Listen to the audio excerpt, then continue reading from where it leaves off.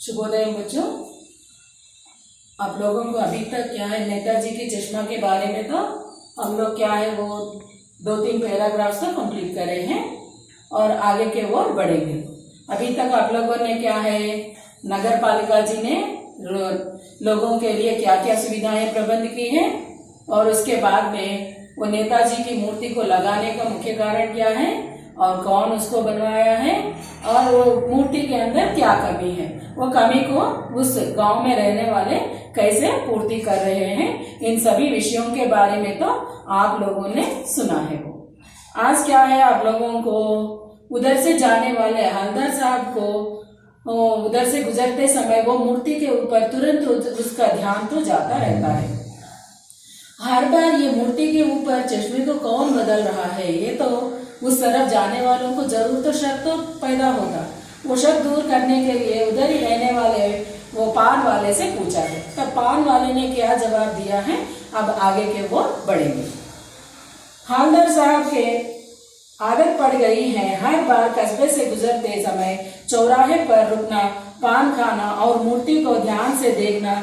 एक बार जब कौतूहल दुर्दमनीय हो उठा तो पान वाले से ही ये पूछ लिया, क्यों भाई क्या बात है, यह तुम्हारे नेताजी की चश्मा हर बार बदल कैसे जाता है? वो पान वाले से पूछा है, हर बार ऐसा कैसे बदल जाता?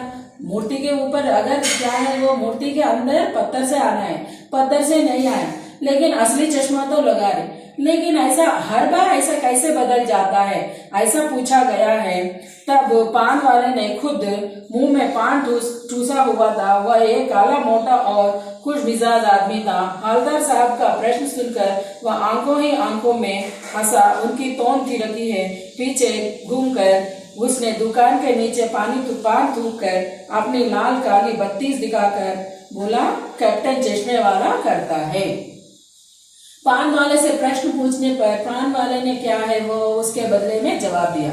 वो पान वाला क्या है पान बेचता है और ऊपर से खुद खाता भी है, इसीलिए उनके मुंह में है पान भरा हुआ है। वो पान को उन्होंने थूका और जवाब देने लगा है हवलदार साहब को। वो बदलने वाला आदमी कौन है? हाँ, वो कैप्टन। इधर कैप्टन का मतलब किसी सेना में या नहीं है तो नाविक में भर्ती होने वाला आदमी नहीं है, एक आम आदमी है। वो उसको सब लोग कैप्टन कहकर पुकारते रहते हैं। वो आदमी ऐसा वो उनके मन में देशभक्ति कितना है वो उसके द्वारा मालूम हो रहा है। नेताजी के बिना चश्मे को अच्छा नहीं लग रहा, इसीलिए कैप्टन हर बार उसको लगाता है। असल में उसी के लिए लगाता है या नहीं तो किस लिए लगाता है, अब आगे बढ़ेंगे। क्या करता है हवलदार साहब, कुछ समझ नहीं पाए, चश्मा चेंज कर देता है। पान वाले ने समझाया।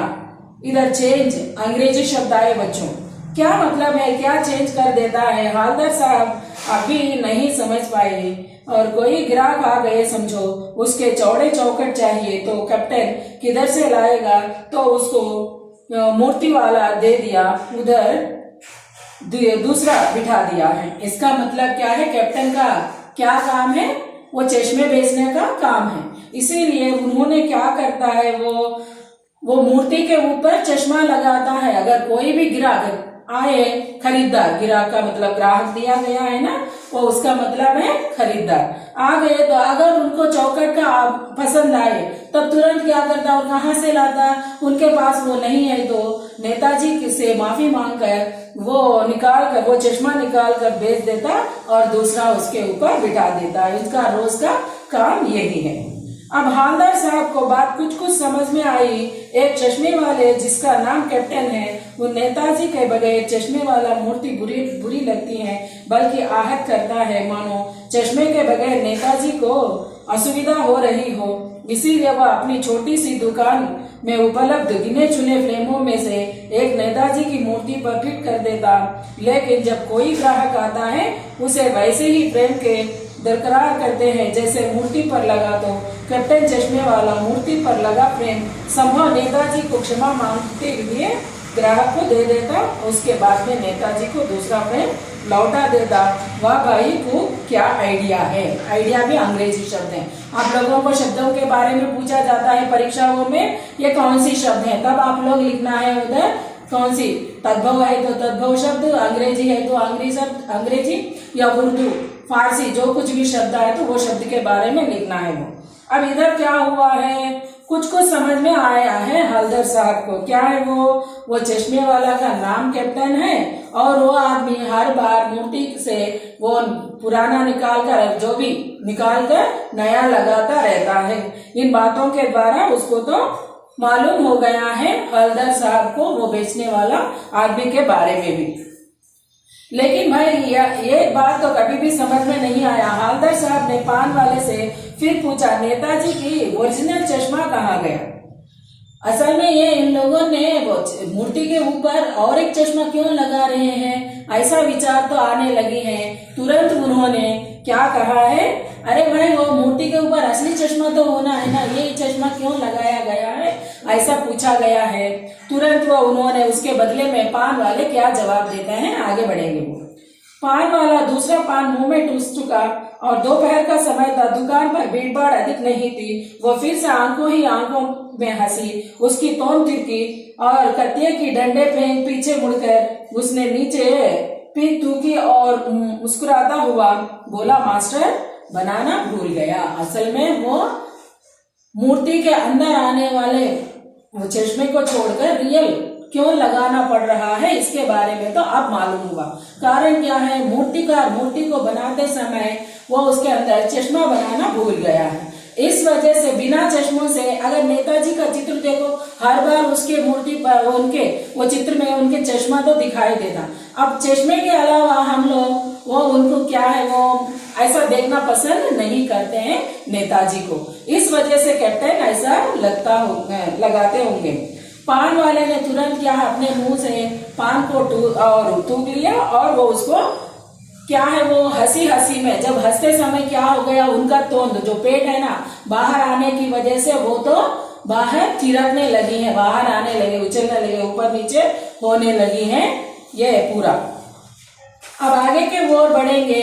अब इसमें क्या है वो पान वाले के लिए एक मजेदार बात है, लेकिन हलदर साहब के लिए और चकित और द्रवित करने वाली है। यानी वह ठीक से सोच रहे थे, मूर्ति के नीचे लिखा है मूर्तिकार मास्टर मोतीलाल जी हैं। वह कई कस्बे का अध्यापक था, बेचारे ही महीने भर की मूर्ति बनाकर पटक देने का वादा करा होगा, बना भी लेते होगी, लेकिन पत्थर में पारदर्शी चश्मा कैसे बनाया जाए और कांच वाला चश्मा तैयार कर पाया होगा या कोशिश की होगी, असफल हो रहा था और बनाते कुछ और बारीक के चक्कर में चश्मा टूट गया होगा या पत्थर का चश्मा अलग से बनाकर फिट किया होगा, वह निकल गया होगा, ऐसा मीन अगर एक विषय के बारे में हम सोचने लगे तो क्या हो जाता, हमारे मन में हजार प्रश्न उत्पन्न होता है। अगर बनाने वाला आदमी हमें बताने वाला कोई भी नहीं है तो हम लोग क्या करते हैं, अपने आप ऐसा अनेक प्रकार के विचार तो करते हैं। यही हुआ है इसमें भी। ये पान वाले की मजेदार बात सुनने के बाद हलदर साहब क्या है वो द्रवित हो गया, क्योंकि पिघल गया। पिघलने के कारण क्या है, अरे यह आदमी ने इतने मेहनत से बनाया लेकिन चश्मा तो नहीं बनाया, लेकिन इधर रहने वालों के मूर्ति के प्रति कितनी भक्ति है, कितना देश प्रेम है, ये पूरा बात ऐसा सोचकर वो द्रवित हो गया।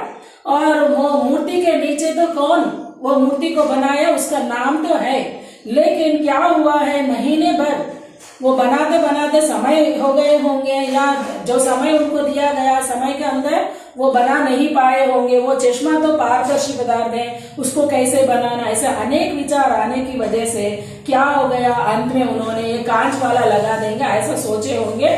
लेकिन वो बनाने समय खत्म होने की वजह से उसमें तो वो असफल हो गया। और कुछ भी बारीक और कुछ विषयों के बारे में सोचते ये चश्मा तो जो बनाया गया पारदर्शी चश्मा टूट गए होंगे, ऐसा अनेक विचार आए हैं।